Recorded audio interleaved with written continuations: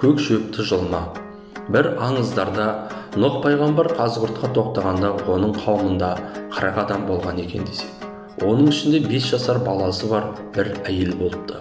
Баласының аты Көк екен. Нұх қауымына жердің қарасы көрініп келеді, балауса шөп енді өсіп жетіледі. Жаңа шыққан өсімдікті жұлмаңдар деп ескертіпті. Ақылсыз бала оның насихатын құлаққа ілмейді. Жаңа гүлдеген шөптерді бей-берекет жұлып ойнапты. Тұқым шашуға жақын қалған әдемі гүлдердің наласы ұрса керек, сол түні бала науқас тартып жатып қалады. Таңға жетпей жан тапсырады. Артынша ызғар жел тұрып, күн қатты суып кетеді. 40 адамның бәрі түрлі аурудан ажал құшады. Нұхтың 3 баласы ғана апаттан аман қалыпты. Ел ішіндегі Нұх пайғамбар қауымында 40 адам желден өлді, бір бала көктей солды деген сөз осыдан қалыпты.